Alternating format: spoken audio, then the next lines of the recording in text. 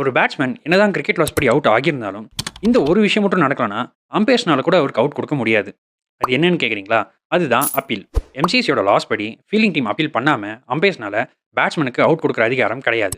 பிப்ரவரி 11, 2024 Australia versus West Indies T20 மேட்ச்ல Alzarri Joseph என்னதான் கிளியரா ரன் அவுட் ஆகியிருந்தாலும், ஆஸ்திரேலியன் பிளேயர்ஸ் அப்பீல் பண்ணாததுனால அம்பயர் அதுக்கு அவுட் குடுத்திருக்க மாட்டாரு. பிக் ஸ்கிரீன்ல ரிப்ளை பார்த்துட்டு இந்த ஆஸ்திரேலியன் பிளேயர்ஸ் ஏன் அவுட் குடுக்கலன்னு அம்பயர் கேட்டப்போ, நீங்க யாருமே அப்பீல் பண்ணலன்னு சொல்லி நாட் அவுட் குடுத்திருப்பாரு. அப்போ ரிப்ளை பார்த்த உடனே அப்பீல் பண்ணியிருக்கலாமேன்னு கேட்டா, அப்பீல் லா படி பவுலர் அடுத்த பால் போடுறதுக்கு அவரோட ரன் அப் ஸ்டார்ட் பண்றதுக்குள்ள ஃபீல்டிங் டீம் அப்பீல் பண்ணியிருக்கணும். ஆனா ஆஸ்திரேலியன் பவுலர் ஸ்பென்சர் ஜான்சன் ஸ்டம்ப்ல பால் அடிச்சுட்டு அப்படியே அவரோட பவுலிங் மார்க்குக்கு போயிடுவாரு.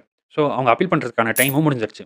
அது மட்டும் இல்லாம டிவி ரிப்ளை பார்த்துட்டு அப்பீல் பண்றது ஃபேர் பிளேவும் கிடையாது. இதுவே அம்பையரால் அவுட் கொடுக்கப்பட்டிருந்தாலும் ஃபீல்டிங் டீம் கேப்டன் அந்த அப்பீலை வித்ட்ரா பண்ணிக்கிட்டாருன்னா அந்த பேட்ஸ்மேன் தொடர்ந்து விளையாடலாம்.